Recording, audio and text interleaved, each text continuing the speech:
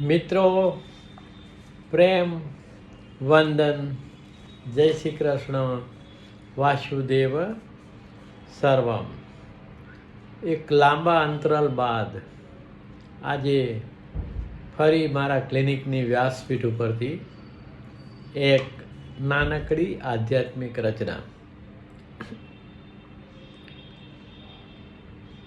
આપણો સ્વધર્મ શું છે અને આપણો પરધર્મ શું છે એ આપણે જાણવું જોઈએ. ભગવાન કૃષ્ણ ગીતામાં કહે છે કે સ્વધર્મે નિધનમ શ્રેયમ પરધર્મો ભયાવહો. તો આપણે આત્મા છીએ, આપણે આ દેહ નથી, એ જાણી લેવું એ આપણો સ્વધર્મ છે.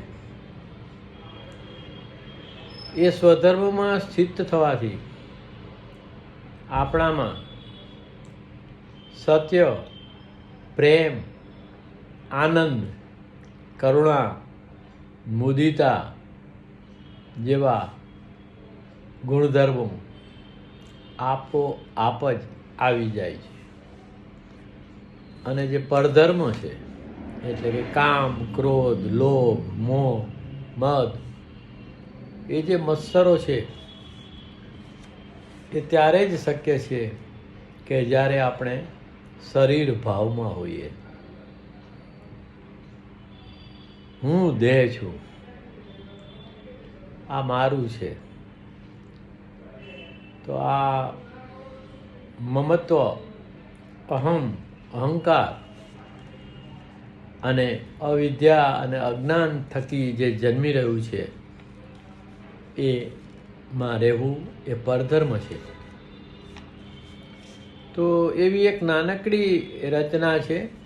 હોવાપણામાં હોવાની વાત છે, નિજત્વમાં રહેવાની વાત છે, બીજત્વમાં રહેવાની વાત છે, ખરેખરા હુંમાં સ્થગિત થઈ જવાની વાત છે. અને પછી જે શાશ્વત જીવન છે એની અનુભૂતિની વાત છે કે માત્ર ને માત્ર હોવું છે, માત્ર ને માત્ર હોવું છે. જે કાંઈ છે એ ખોવું છે. તો હાલ આપણી પાસે જે પરધર્મ છે એ પરધર્મોને મૂકી અને આપણે સ્વધર્મમાં, આપણી નિજતામાં, આપણી બોધી અવસ્થામાં, આપણી બ્રાહ્મી સ્થિતિમાં આપણે સ્થિર થવાની વાત છે કે માત્ર ને માત્ર હોવું છે. જે કાંઈ છે એ ખોવું છે. કારણ કે એ પોતાનું નથી, એટલે એને ખોવું ખૂબ જરૂરી છે.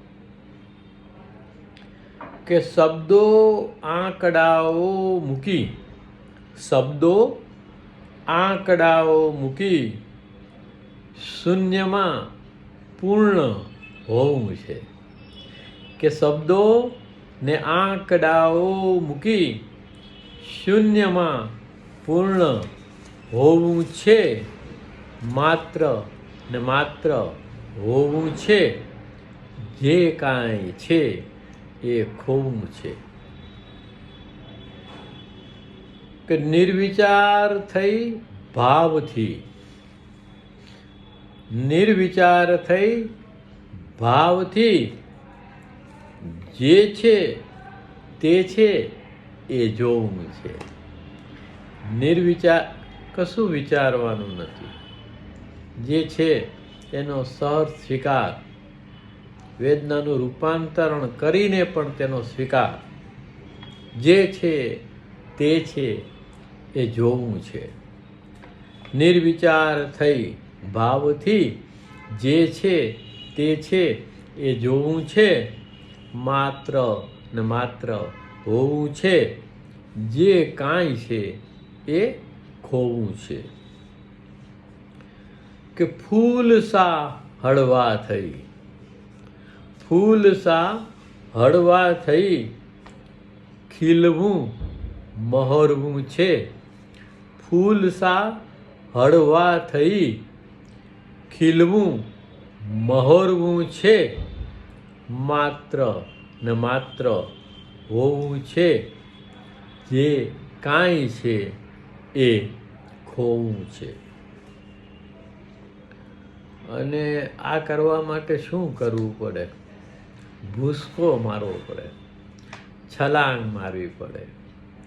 આપણે આપણી સત્વથી વ્યક્તિત્વની જે યાત્રા કરી છે, આપણે 3 વર્ષના બાળક હોઈએ છીએ ત્યારે આપણે આપણી નિજતામાં જ જીવતા હોઈએ છીએ. આપણે નિર્દોષ નટખટ જ હોઈએ છીએ. વ્યક્તિત્વની કોઈ પણ જાતની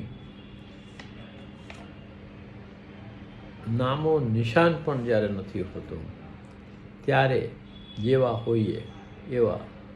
એટલે કહ્યું છે કે બાળક થયા વિના તમે ઈશ્વરના દરબારમાં પ્રવેશી શકતા નથી.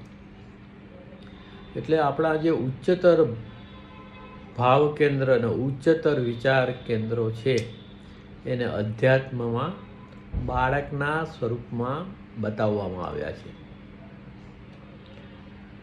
તો હવે વ્યક્તિત્વને આખે ને આખું ઠેકી જવાનું છે, ખૂબ અઘરું છે, અને ફરી બાળક બનવાનું છે.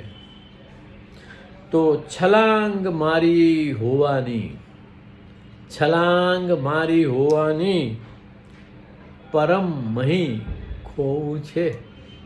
છલાંગ મારી હોવાની, પરમ મહી ખોવું છે, માત્ર ને માત્ર હોવું છે, જે કાંઈ છે એ ખોવું છે.